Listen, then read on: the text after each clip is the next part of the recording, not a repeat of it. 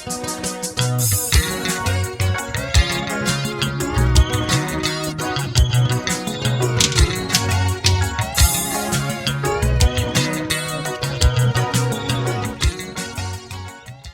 sawubona. Yebo, uma uMargaret konje uhlala kuphi nendawo?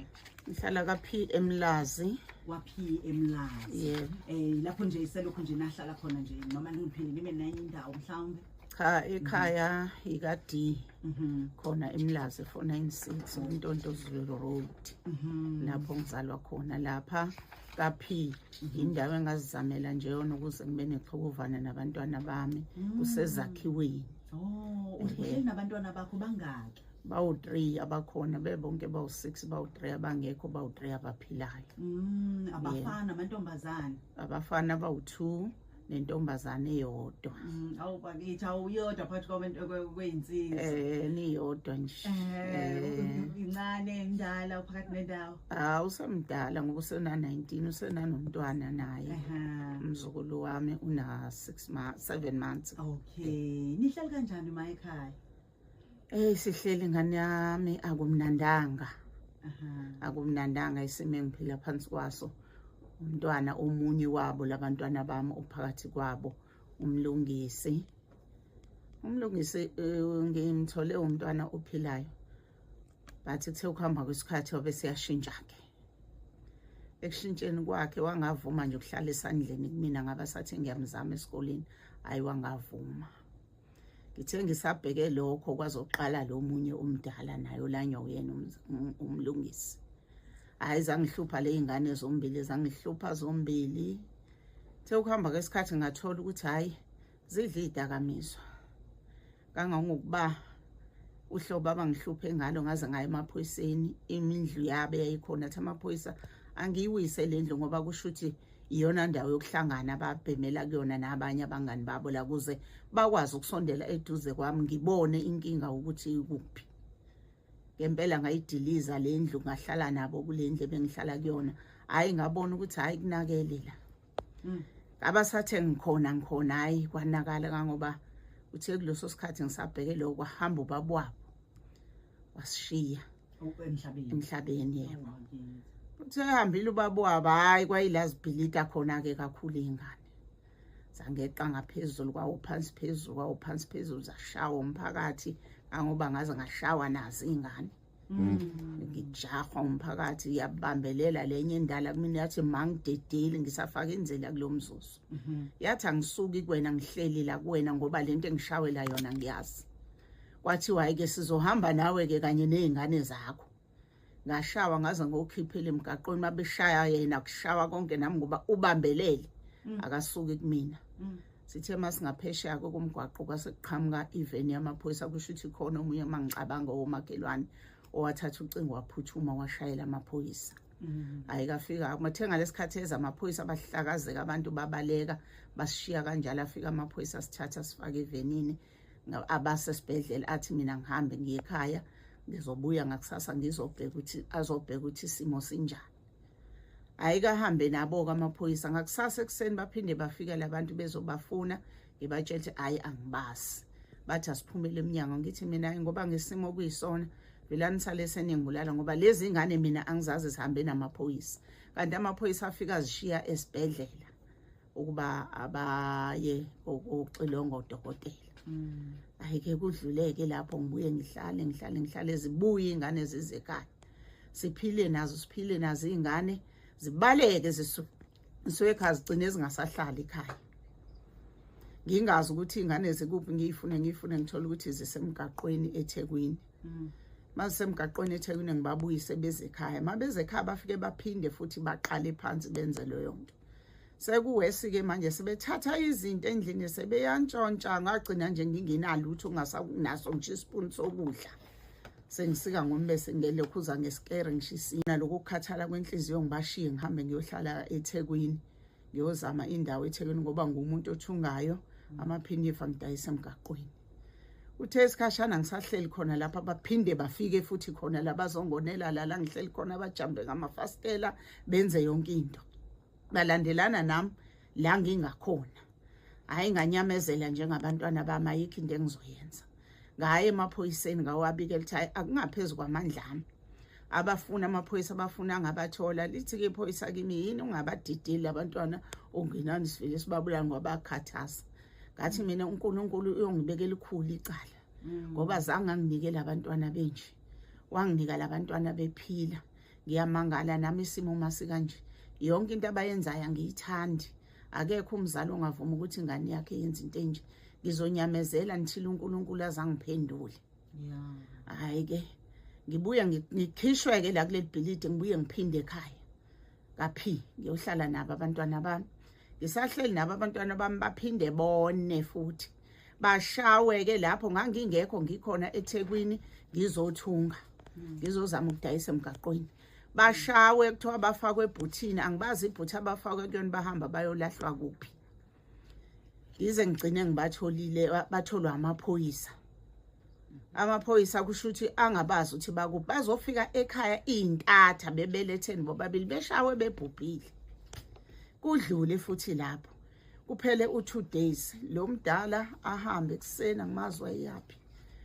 Hlangane nabathu ayebamba inkunzi emabesho bamshaya ngafike lo mfana esezongitshela ethi phuthuma na ingane emgaqweni ngaphuma ngicosha iphinifa kungasikhatsini mhlawumbe kwako past 5 ekseni. Mangithi ngiyafika lapha ngizange ngibone nokuthi umuntu noba yini ngendlela engangisangene ngayo ngafaka ngishiya ibuko. Ilapho kalimala khona lo mdala ikhanda lakhe nje alithathi kahle kodwa uyakwazi ukuhamba udla ama-ephilimi. Wadecide lapho mayevuka wathi mangicela ungise erehab. Ngazama ngaye kule rehab lapha eCathedral. Bamamukela bahamba wayohlala khona u3 months ehleli khona wabuya esengcono ke ngasala nalo ke manje umlungisi. Umlungisa hayi akavuma isimo kuba right nginyamezele nalapho. Thesuka ke kulonyaka odlula umlungisi kwangathi uphithanelwa yikhanda. Ngangazi ukuthi kumlungisi liphithana ikhanda makukuphi. Ngimthathe ngimise ebantwini ngiphonseke ngapha kubathandazi kuphi hayi kuze kuzofika omunye umfana omngane wakathi mama musukhathazeka umlu akaguli musuzimoshela izimali ihlala phansi umlu udla idakamizwa lezi ke manje sezimphithanisa ikhanda. Hayi abengathi umuntu right uphantaphi ke lapha ogwini la emakhona ogwini egibelisa khona abantu athola imali abuye azobhema ngamtshela ukuthi mntanami ngicela uyimele into yakho ngoba ayisekho into engizoyenza angisenawo amandla sengizamile ngendlela owenza ngayo manje kwamina sengisangene lobuhlungu engibona uyibona impilo oyiphilayo ingihlele emahlombe ngani ngoba ngingedwa angisebenzi. Ngivuka ngiye emsebenzini ngiyodayisa lokho engikudayisa mangiphuma nawe ngcono uphume ngoba abantwana laba kwena basakwazi ukuhlala nawe ngendlela owenza ngayo ushaya indonga uyagijima phume akancane ukuhlangana naye passage ephethe umbese ahambe ekhuluma yedwa usebalekwa ngisho ingane ezinye ezikhona endaweni. Hayi uloke evuka ke yakhona athi eshintsha umntwana ngelinye ilanga ngene etoilet mayingene etoilet ngifuna ukuya etoilet mluphume etoilet angeke ngikwazi ukuthi ngisenginyamezela isikhathi side avela avula isicaphu uhleli kanje kanti uphethe umbese athi angisuki la njengoba ngihleli la umuke nje walinga wangithinta kwabe ngiyengizame ngithi ngiyashaya njengomntwana ngoba ubesakwazi ukulalela athi uzobona ngizokugonisa amathumbu ngezandla. Yabo ngibone lapho ngithi engathi isimo sesishintshe kakhulu ke manje ngeke ngisakwazi ukumcontrol. Hayi ngimiyeke ngihambe ngiyohlala phansi aphumeke lapha ngithuka umntwana angithuka ngehlobo lokuthi ngingazi ngqondisangani. Ngingene ekamereni ngithandaza ngithi inkosi banami ngalomzuzu ngoba ngazi kunakile impilweni yami nginyamezela kwami kube khona into ethi ngihambe ngiyokwenza protection order. Ngihambe because kahle ngangithi ngemaphoyiseni kuyabikela athi amaphoyisa cha sicela ukuthi uyovula iprotection order. Ngihambe ngiyovula iprotection order abuye amaphoyisa eze kuyena afike simthole ngempela ogwini afike amsayinisa isayini iprotection order. Mangizwa ke ngabakhona abanye abasebenza ngaphakathi esikoleni ogwini thiwa wathi esuka amaphoyisa wayidabula lo protection order wayilahla lapha. Lufika usuku lokuya ecaleni ngihambe ngiye ecaleni lelo le protection order angayi ngimshiye mina eyaluze like ngathi umuntu ohambayo angayi. fika amaphoyisa athi ngoba akafika ngasophinde simkhiphele enye incwadi sambe nawo futhi amaphoyisa ngiphinde ngekuyena khona lapho ogwini simfice futhi afika isayini protection order limtshela iphoyisa ukuthi njengoba ungayanga ngicela ukuthi ke ndoda wenze sure ukuthi uyafika enkantolo ngoba sifuna ukuzoza ukuthi uma wakho wenzeni usichazele njengamanje sakuthatha njengengane noma wakho ukuthatha njengengane yakhe umzali kuwena siyacela ke ungasiphoqi ufike eminyaka emingaki lo oka 95 umzamo ka 84 ngiyakuzwa lokhu uma ubheka baqala ukuhlupha benza mapha amaklasi umlo nje waqala ukuhlupha eka grade 6 kwa grade 6 yebo wawuqeda ukuthi grade 6 aya akawuqedanga ngoba ngambuyisela khona kwaze kwakathathu iminyaka emithathu a drop lapha kubo March athi uyaphuma athi uyakhona kanti akasayi khona esikoleni akekho nje oze waqeda umatric umzamo uzamile wafika lapha ka grade 11 naye iminyaka ngicabanga ukuthi abamthathu yabo uzama ewufeyila wagcina eyekileke wathi hayi mangiyayeka wahlala phansi yebo uzuqala ukuvula icala ulivula nini konje icala ngiqale ukulivula manje umlungu ngoba sengibona ukuthi hayi engathi sekuwese usengiphathela isikhali endlini useyashaya manje kanti nobe beyidla lento yakhe ubengashayi futhi elalela mangimkhuza ithi ungakwenza ukuthi alala avuke ngakusasa axolise manje akasakwenzi lokho akasakwenzi kulokhu kokuthi nomuzi wakho ke wawushisa inini lapho sekunesikhathi kahle kahle akushisanga yena kwashisa abantu ababemshaya bethi uqhekeze imoto yabo wadayisa izinto zabo babefika labantu ekhaya angikho mina ngiseThekwini bafike bamshaye balwe kukhona naye umfowabo nomunye umfana wasekhaya osewashona naye wayekanye nabe bathathu ngihlala nabo bathathu bathola ukuthi babashaya laba babaleke labo babahlule basale labo bese bebuya labantu bathi siyabuya kanti babuya nje sebephethe upetrol bazoshisa uphakathi nawe angikho mina ngangingekho nje umntwana lo wentombazane wayesamncane ngoba ngamthatha ngayombeka ihlobini kwangekho umuntu ngoba nami ngibalekela isimo sokuthi umntwana usemncane ebuka zonke lezi zinto ngiyakuzwa kwakufanele ukuthi uqale phansi uzame manje ukuphinde uqongobezele wakha yebo ngiyaqongobezela ke manje sengiqobozelile sengivusile lo xhovane engilivusile uqala phansi futhi manje umlu uyalwa ke manje uselwa namqobo ke manje ingakho ke ithathe lesinqumo sokuthi ake ngimyise ngasesandleni somthetho ngalo kokuhlukumeza wena mama omakhelwane sebahlukumeze kangakanani omakhelwane bayamuzwa mememeza ethuka inhlamba nezingane nje passage kokunye zike ziqhamuka izingane ezindiza ngibuza ukuthi kwenze njani kuthiwa umlu uqhamuka uphethe umbese ehla ekhuluma ememeza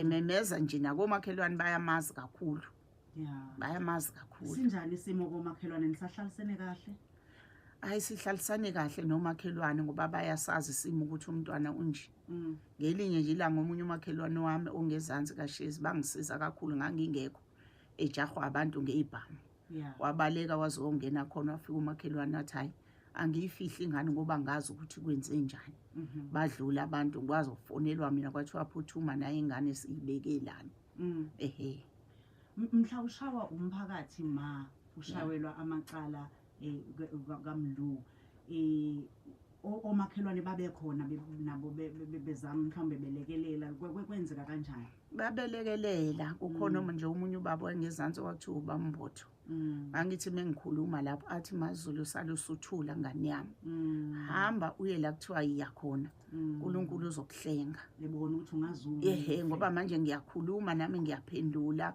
ngizama ukuthi mhlambe ngithi siyazixazulula kodwa sixazululika impela abahamba nathi bazobosikiphela emgaqweni ongaphesheya yebo umzukulu usiyafunda emzukulu usamncane uncane nje una 6 months una 6 months usaphathwa ngiyabona ukuhlukumezeka kwadadewabo omncane ingane yakho lena encane kunjani la ekhaya uyasaba ukumshiya yedwa nomfowabo noma kumi kanjani ngiyasaba ukumshiya nomfowabo kakhulukazi yena umlulolo umlube ngithi mangizohamba njengoba ekade ekhona ngakhuluma kwamanje nje bengekho esejele bengiba neplan yokumkhipha endlini ukuthi ngizomkhipha kanjani ngoba uyasho uSiduduzo mengiphuma athi manje ngoba uphuma angisathembi lutho ngoba ulikhiphile igama lokuthi ngelinye ilanga uzonginquma angishiye la endlini ahambe ngiyobuya mina ngihlangane nesidumbu yena ebe engekho ngiyomfuna ngingamthuli. Kukhona ukuntshontsha mhlawumbe ukubona izinto afika nazo ongazazi ekukhuleni nje kwakhe noma manje kukhona ukubikwa kwamacala ukuthi silahlekelwe izinto. Abebikwa kuqala bebikwa kakhulu okunye bengize ngikuthole ngikuthathe endlini yabo ngikufihle bathi mase befika abanikazi bawo ngibanike kona ngoba bengazi isimo ukuthi njani bengihleze ngibaqaphile nabangani babo kule ndlu athi amaphoyisa ngize ngiyichithe. Kodwa kunye isikhathi ngithola ukuthi gqogqoqo ebusuku ngivula ikhethini ngilunguze ngibona ukuthi khona izinto ezifakwayo ngalesikhathi bephuma behamba ngibe ngikuthatha okunye ngikufihle ngani ngoba abantu mase befika la kuzoba mnandi mase beshawa bathi mabefika mhlamba afika bekho ngizithathe lezi zinto ngibanikeza abanikazi baso. Kodwa ke njengamanje since loke ngimthahlale naye phansi ngamtshela ngathi angisafuna umuntu ogangayo ngicela uphume uyophanda umuntu nomuntu akaphuma ayophantela into yakhe bengithi mengiphuma ekseni lo ntombazana abheke esikoleni yena sale ekhaya ngithi ngikhiye eminyango ngithi wonke umuntu akaphuma ahambe baphume lo mdalo bephanta le phezulu kuMasgrave yena uphanta la ngasogwini. Hayi ke bengingasalahleki lutho ke lapho ubabuka mangibheka mina angifuni uqamba amanga phambi kwaNkulunkulu naphambi kwabalaleli naphambi kwesizwe sonke. Kukhona ukuthi ucinazeleke impilo nomyeni wakho uzugcina uphuma ekhaya ngoba bengihlala eThekwini ngidayisa khona ngithunga ngidayisa kusho ukuthi naye ubaba lo bengihleli naye ubephuza. Kusho ukuthi kulahleke lapho ukuthi mina ngingabi khona eduzane kweingane kuze ngikwazi ukubona kahle hle yonke into iqala ngoba ngiqala ukuyibona seyiphakathi nendawo lento uthi ayisekunakele. Ngathutha ngabuya ngeze ekhaya ngesikhathi ngibuya ngabona ukuthi khona lento yokuthi gozololo bakwazi ke manje nje bangisho ukuthi bese ngikwazi ukubakhipha ngithi phumani niyophanda nibuye nize ekhaya sihlangane sizolala. Ngilapho ke ngithi kusho ukuthi konakala lapha ekuthini ngingabikho mina eduzane neingane kodwa nami lapho ngangikhishwa isimo sokuthi kufanele kudliwe la ekhaya kufanele belale bedlile. Uphuzo mhlambe uphuzo lukaBaba uMnumzane ongasekho belukhulu kakhulu ucabanga ukuthi kungenza ukuthi kube nokuphazamisa. Hayi belukhulu kakhulu ngane yakwethu kangokuba nami lingiphazamisile empilweni belilikhulu kakhulu belukhulu kakhulu.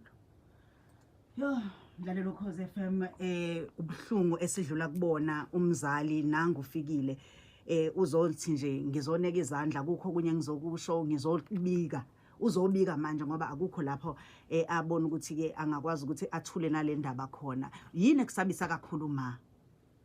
Into engisabisa kakhulu ke ingane zakwethu lo sephatha umbese endlini nje ngize ngimnikele amaphoyiseni lo nje bese ejele njengamanje. Ithe ngithi ngiyamkhuza ekseni uvela ngene nje ekseni avule iRadio TV ayivulele phezulu ashone ekitchen enze yonke into ukudla ucabanga ukuthi khona kulo mzuzu angisebenza kho kudla khona lokho okuncane khona uzofuna ukudla yedwa mangithi ngiyakhuluma ngithi akehlisa iRadio wangithuka into ngilongazalwa khona ama video la efonini akhe wangithuka umntwana wazangikhifela ngamathe ebusweni wangitshela ukuthi ngizofa. Ila ngiqale khona ukusaba ngabona ukuthi ayisengangami anginyakaze ngase ngihlangana ke nomunye umntwana engimtholela ku TikTok wangimchushisa lo mntwana sengilikhohlile igama lakhe ukuthi bambiza ngobani ngathi umntwana lo wamantombazana ngoba sengiyasaba kwakubikela abantu inkinga yamanje sengibeze ngisaba ngoba nabasekhaya angisabatsheli sengizihlalele nje ngesikhomolo lendlini inkinga ngidla ngedwa.